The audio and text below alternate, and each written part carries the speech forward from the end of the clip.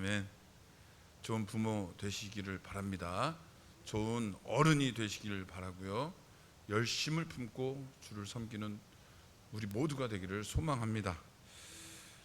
사무엘하 24장 1절에서 9절 말씀으로 하나님이 승리이십니다 라는 제목으로 말씀의 은혜를 함께 나누겠습니다. 여러분, 인생의 위기라고 한다면 어떤 상황이 떠오르세요? 보통 위기 하면 고난의 골짜기를 지날 때가 떠오르죠. 한 유명한 목사님이 같은 본문으로 새벽에 설교를 하시면서 첫 줄을 이렇게 말씀하셨어요.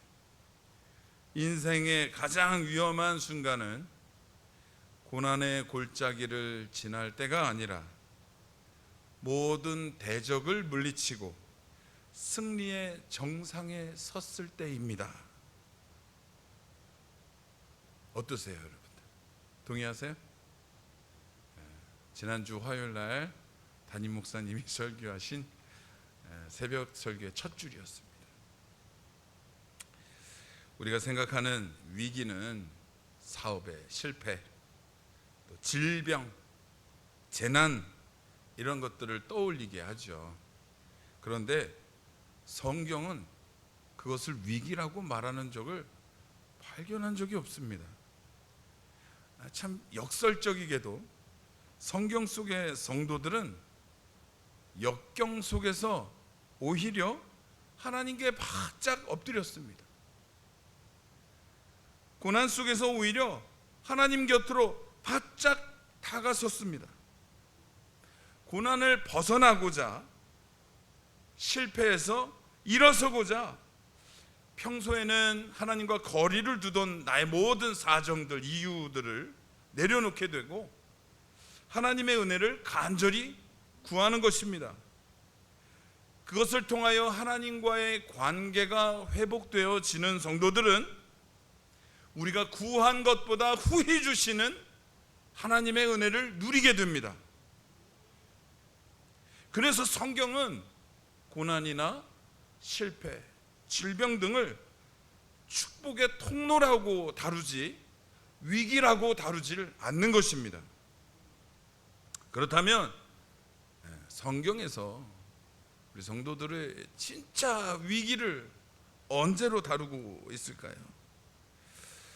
따라해 봅시다. 내가 나를 믿기 시작할 때, 내가 나를 믿기 시작할 때, 하나님 없이도 살만하다고 느껴질 때, 내 손에 쥐고 있는 숫자가 든든해 보일 때, 그때가 성도에게 가장 치명적인 위기라고 성경은 말씀하고 있습니다.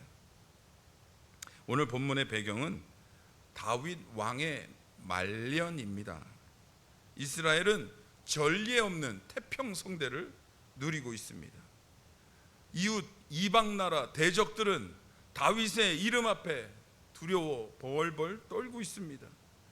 이스라엘은 날로 날로 부귀강병하고 있습니다. 하나님의 은혜가 넘치는 것입니다. 할렐루야. 그런데 바로 이때 다윗의 마음속에 교만이라는 가시가 돋아나기 시작했습니다.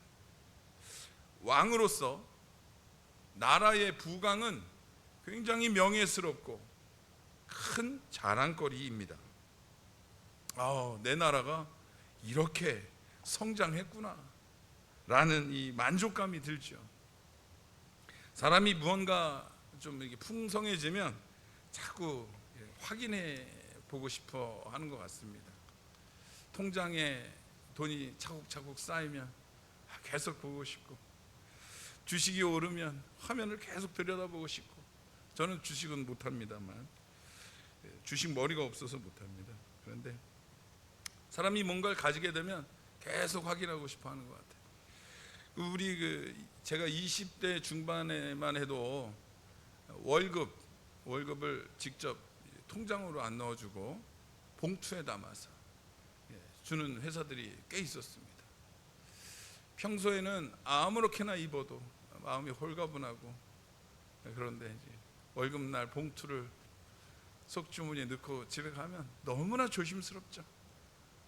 주위의 모든 사람들이 도둑처럼 보이고, 행여나 여기에 손을 댈까, 누가 툭 치기만 해도 굉장히 의심의 눈초리로 바라보고, 끝까지 저 사람이 사라질 때까지 확인하면서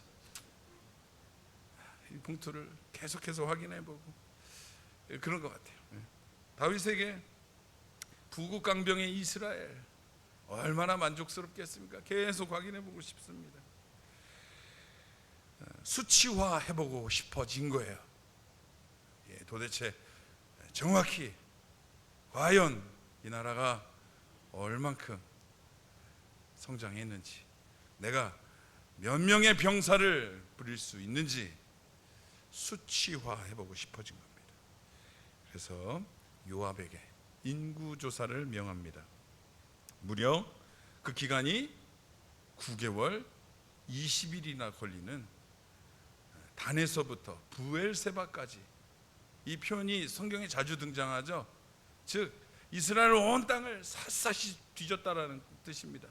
저 위에부터 저 아래까지 샅샅이 9개월 20일 동안 계수를 해보니 이스라엘 지파는 80만 명이요, 유다 지파는 50만 명이요, 합이 110만 명이죠. 110만 명. 네? 죄송합니다. 130. 제가 실수했습니다. 이스라엘 지파가 50만 명, 유다 지파가 60만 명이죠. 그래서 110만 명. 80이에요? 죄송합니다. 9절을 다시 한번 읽어보겠습니다. 요압이 백성의 수를 왕께 보고하니 곧 이스라엘에서 칼을 빼는 담대한 자가 80만 명이요, 유다 사람이 50만 명, 130만 명이죠. 이게 도대체 어떻게 된 일입니까? 분명히 130이라고 얘기한 것 같은데 130만 명이었습니다. 여러분, 130만 명은 유래를 찾아볼 수 없는 병력이었어요. 이스라엘과 대적하던 이방 나라들도 이 정도의 규모를 가진 적이 없었습니다. 있었을지도 모르겠습니다. 정확하게 숫자를 소개하지는 않지만 어마어마한 숫자입니다. 어마어마한 숫자입니다. 성경에서 발견되는 전쟁에 어떤 공통되는 형태들이 있습니다. 어떤 형태냐면 셀 수 없이 많은 적군들, 그에 맞서는 소수의 이스라엘, 이런 형태의 싸움들이 성경에서 아주 자주 등장하죠. 이방 나라들은 하나같이 숫자를 의지하며 하나님의 백성들에게 대적합니다. 그들은 많은 병력을 의지하고 많은 무기를 의지합니다. 이 정도 병력과 이 정도 신무기면 절대로 질 수가 없다, 이 상식적인 확신을 가지고 계속해서 이스라엘에게 싸움을 걸어옵니다. 그런데 놀랍게도 싸움의 결과는 어떻습니까? 언제나 하나님이 이끄시는 소수의 이스라엘이 승리를 거두는 것을 우리는 성경에서 너무 자주 발견하게 됩니다. 아멘. 이러한 싸움과 이러한 승리가 시대가 바뀌고 왕이 바뀌고 세대가 바뀌는데도 계속해서 일어납니다. 계속해서 목격됩니다. 아브라함은 318명의 병사로 4개국 연합군을 무찌르고 조카 롯을 되찾아왔습니다. 기드온은 300명의 용사로 적진을 파괴시키죠. 소년 다윗은 물맷돌 하나로 골리앗을 무찌릅니다. 역대하에서는 예복을 갖춘 찬양대가 전쟁의 선봉에 서서 찬양을 불렀더니 숨어있던 복병들이 적군을 무찔렀습니다. 이런 일들이 너무 많이, 아주 많이 우리에게 성경은 말씀하고 있습니다. 신약으로 오면 예수님은 홀로 로마 제국의 맞서십니다. 그러나 싸우신 것이 아니라 잠잠히 십자가를 지신 것이죠. 세상이 볼 때는 힘없는 패배자의 모습으로 여겼겠지만 아닙니다. 그 누구도 이길 수 없는, 그리고 도저히 이기지 못하는 사망의 권세를 우리 예수님은 이기신 겁니다. 그 사망의 권세를 깨뜨리시고 대승리를 통하여 온 인류를 구원해내셨습니다. 초대교회는 어떻습니까? 로마의 박해를 피해서 피신한 성도들이 안디옥으로 피신하였는데 거기에 교회를 세웁니다. 그들의 특별한 모습이 그리스도인이라는 이름을 만들어내고 거룩하게 지금껏 우리에게 그 그리스도인의 이름을 물려주고 있습니다. 이런 절대 다수의 적군과 소수의 하나님 편의 싸움은 계속해서 우리에게 발견됩니다. 성경은 왜 이런 싸움, 이런 비상식적인 승리를 계속해서 우리에게 보여주고 계시는 걸까요? 왜 성경은 이 싸움을 통해 이 비상식적인 승리를 계속해서 보여주심으로써 무엇을 말씀하고 싶어 하시는 걸까요? 우리들이 뭘 깨달았으면 하시는 마음으로 이것을 계속 말씀하시는 걸까요? 전쟁은, 따라해 봅시다. 전쟁은 하나님께 속한 것이니, 아멘. 오직 하나님 편에 서는 자가 승리자이다. 이것을 우리에게 말씀해 주고 있는 것입니다. 왜냐하면 복의 근원은 하나님이시기 때문입니다. 복의 근원이 하나님이시기 때문에 하나님 편에 있는 것이 승리의 비결이다. 숫자가 많고 적음은 성경에서 전혀 중요하게 고려되지 않는 사항입니다. 조금도 중요하게 여기지 않는 사항이란 말이에요. 성경이 그렇게 중요하게 여기지 않는데 왜 우리는 이 숫자를 그렇게 중요하게 여기는 겁니까? 성경은 오로지 하나님 편에 서는 것이 가장 중요하다고 얘기하는데 우리는 왜 다른 이유들을 자꾸만 찾으려 하는 겁니까? 저부터 그렇습니다. 성경은 오늘도 우리에게 말씀하십니다. 여러분들이 가지고 있는 숫자가 여러분들을 승리케 하지 못합니다. 여러분들이 가지고 있는 숫자가 여러분들을 보호해 주지 못한단 말입니다. 우리를 승리케 하시고 우리를 보호하시는 분은 오로지 복의 근원 되시는 하나님 한 분뿐입니다. 우리 이것을 잊지 않기를 소망합니다. 다윗을 보십시오. 그가 소년이었을 때 골리앗 앞에 섰습니다. 그때 다윗은 군인도 아니었고 제대로 된 무기도 들고 있지 않았습니다. 하지만 그에게는 가장 강력한 무기가 있었습니다. 바로 만군의 하나님 여호와의 이름이었습니다. 그런데 노년이 된 다윗이 지금 무엇을 의지하고 있습니까? 만군의 여호와가 아니라 130만 명이라는 숫자를 보고 있습니다. 하나님은 이에 진노하셨어요. 다윗아, 네가 오로지 내 이름으로만 승리하던 그 소년 다윗이 맞느냐? 네가 이제 숫자를 의지하려느냐? 이 숫자를 의지하다가 낭패를 본 이방 나라들처럼 똑같이 실패의 전철을 밟으려느냐? 오늘 1절 보시면 우리 같이 한번 읽어보겠습니다. 여호와께서 다시 이스라엘을 향하여 진노하사 그들을 치시려고 다윗을 격동시키사 가서 이스라엘과 유다의 인구를 조사하라 하신지라. 아멘. 이 말씀이 약간 오해의 해석으로 다가올 수 있겠지만 정리해드리자면 역대상 21장 보면 사탄이 다윗을 부추겼다라고 병행 구절인데요. 사탄이 다윗을 부추겼다라고 해석하고 있습니다. 하나님이 다윗의 마음을 부추겨서 인구조사를 하게 하신 것이 아니라 마귀가 다윗의 마음에 허영과 교만을 심었고, 하나님께서는 다윗이 마귀의 유혹에 넘어가는 것을 허용하셨다. 왜냐하면 이스라엘이 또다시 하나님 앞에서 범죄하였기 때문에. 그래서 하나님은 이 이스라엘을 심판으로 다스려야겠다라는 결론을 내리셨기 때문에 다윗을 허용하신 것이죠.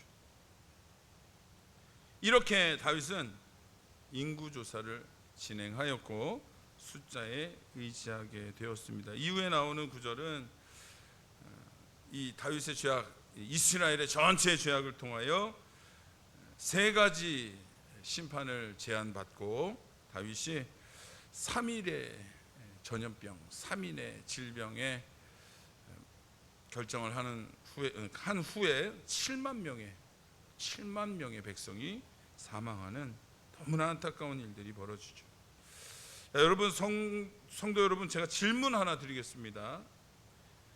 막강한 130만 대군을 거느린 노년의 다윗 왕과 물맷돌 하나 들고 여호와의 이름을 의지한 소년 다윗이 만약에 싸운다면 누가 이기겠습니까? 130만 대군의 다윗 왕과 물맷돌 하나 들고 여호와의 이름을 외치는 소년 다윗이 싸웁니다. 누가 이길까요? 비상식적으로 대답하셔야 합니다, 여러분. 비상식적으로. 성경은 여러분들이 어떻게 생각하시든 죄송하지만 전혀 중요하지 않습니다. 성경은 한결같이 이렇게 말씀하십니다. 하나님 편의 선자가 승리한다. 그러므로 저는 성경에 입각하여 소년 다윗이 이길 거라고 믿겠습니다. 여러분들도 그 믿음으로 살아가시길 바랍니다. 왜냐하면 여러분, 하나님은 살아계시기 때문이에요. 지금도 역사하시기 때문입니다. 여러분들이 하나님을 의지하는 만큼 하나님은 여러분들의 삶 속에서 일하십니다. 아니, 그거보다 후하게 일하시는 하나님을 인정하시고 고백하시는 우리 모두가 되기를 바랍니다. 오늘 어린이 주일입니다. 우리는 우리 자녀들의 앞에서 어떤 모습으로 살아가고 있습니까? 숫자가 많아야 이긴다. 높은 점수를 받아야 성공한다. 점수를 가르치십니까? 아니면 여러분, 승리의 단 하나의 이유인 하나님을 가르치십니까? 무엇을 가르치고 계시고 어떤 가치를 따라 살아가시며 삶으로 자녀들을 교육하십니까? 오늘 우리 오전 말씀에 부모의 책임에 대해서 말씀하셨죠. 어버이의 책임은, 교회 어른의 책임은 후대들에게 바른 구원의 길을 바르게 가르치고 몸으로 보이는 것에 있습니다. 뭘 가르치십니까, 여러분? 뭘 제시하고 있습니까? 뭘 보여주고 있습니까? 숫자를 의지하는 자는 숫자가 줄어들 때 함께 무너지지만, 하나님을 의지하는 자는 사망의 골짜기에서도 노래하며 정상에서도 겸손할 수 있는 것입니다. 이번 한 주간 우리 의지를 가지고 세상의 숫자를 누르시고 하나님을 높이시는 우리 모두가 되기를 소망합니다. 하나님 주신 은혜를 세워보시기 바랍니다. 은혜의 숫자에 충만하시길 바랍니다. 세상의 숫자에 현혹되지 마시고 허영과 허세와 교만과 싸우는 것은 오로지 하나님이 주신 겸손입니다. 이 겸손으로 오늘 또 한 주간을 믿음으로 승리하시고 자녀들에게 귀한 본이 되어지시며 하나님 나라를 넓혀 나아가시는 동성교회 모두가 되시기를 간절히 소망합니다. 기도하겠습니다. 하나님 감사합니다. 가정의 달 첫 주일을 하나님의 말씀으로 가슴에 새기며 내게 가장 중요한 것이 하나님임을 다시 한번 확인하고 마음에 새기게 하심을 감사합니다. 아버지의 말씀을 따라 그렇게 살아가며 좋은 부모의 모범이 되어지길 원합니다. 교회의 좋은 어른이 되어지기를 원합니다. 후배들에게, 후손들에게 신앙의 귀한 귀감이 되어 아름다운 신앙을 물려주는 우리들이 되기를 원합니다. 그러기 위해 우리 안에 숫자의 허영을 버리게 하시고 하나님 편에 서는 것이 승리의 오로지 단 하나 그 유일한 이유임을 믿으며 삶으로 지켜내는 우리 동성교회 모두가 되게 하여 주시옵소서. 감사를 드리오며 살아계신 예수님의 이름으로 기도드립니다. 아멘. 아버지 감사합니다. 자, 우리 222장 찬양하시면서 준비하신 예물 드리겠습니다. 212장